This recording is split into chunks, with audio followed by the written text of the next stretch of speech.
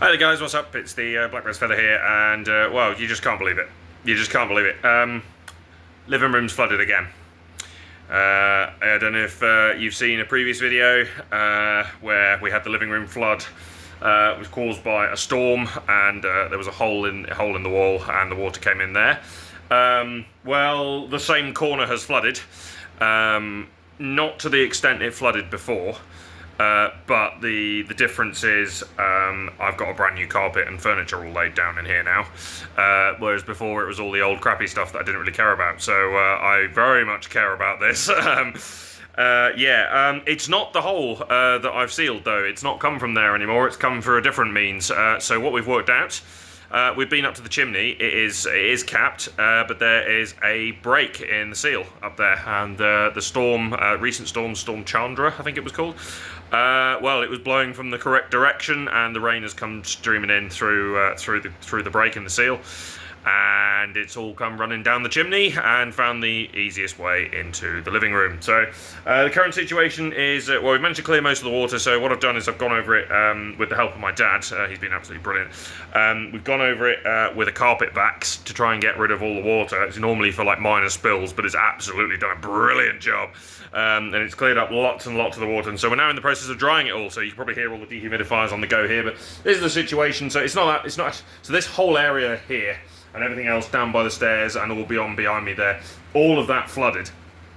But the source is, the water's just running basically down in the gap down the bottom there, and it's running sort of along the plasterboard and then up there, and so it's by where the chimney is coming in down there. So I've just exposed that for now because I want to keep an eye on it, because I'm not sure about the weather and whatnot. I don't know whether it's going to rain heavily again or not, and which direction. So yeah, and I've just got like essentially I've got like a dehumidifier in the middle here. I've got a little electric heater over this way.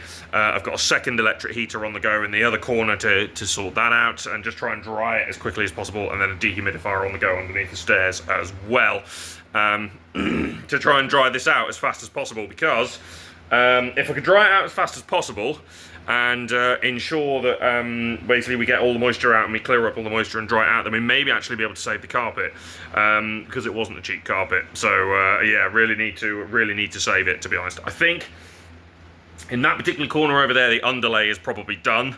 We're drying out the underlay anyway, and we're going to give it a go, but I think it might be done, and I think we will need to replace that. But luckily, when they laid the underlay in this room, they actually had some left over, and they left it here for us. So I've got some spare underlay from this exact lay.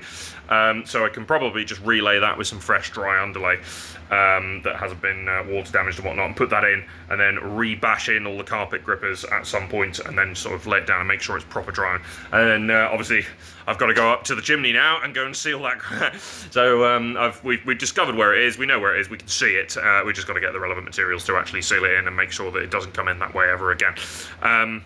But yes, not what I wanted to wake up to this morning, that's for sure. Considering I've got the second bedroom on the go right now, and it's going really, really well. I'm really, really disappointed that I came downstairs to find this, and I was gutted and didn't react in the best way, I got to admit. But hopefully this will be okay. So it's not a huge flood, but we did fill up about four 30-litre buckets worth, so 120 odd litres before we started the vat, because what we were doing initially was we were just using sponges and just trying to get it out, because it was sort of patchy and it was flooding and it was splattering everywhere. So we got all that up first, and then started going out over it with the carpet backs, and I think we've emptied that thing about 50 times. So it's not an insignificant amount of water, but it's not as bad as it could have been, and we caught it early because we were here, whereas the previous time when it flooded, we weren't here for a couple of days, and then it all came in, and so it was a hell of a lot worse. And it was also something that had been happening a lot over time, whereas this was a very sudden incident. So we think we're going to be able to save this carpet, which is going to be, you know, a relief, because it did cost a lot of money and it's an arseache to get in. So hopefully it's going to be okay. But yeah, less than ideal. It's obviously put things back because I wanted to carry on with that bedroom. But I think for the next couple of days I'm going to be working on making sure this is all dry, making sure this is sorted, and then subsequently sorting out that chimney up there and making sure that seal is fully filled in and whatnot. And so then the water definitely cannot come down the chimney. Yeah, otherwise, yeah, that's the general state of play of things. Yeah, we'll just crack on with that. Hopefully that'll do the job, and then with a bit of luck we'll get this all dried out, save the carpet, and then I can go back to doing the bedroom. Yeah, fun times.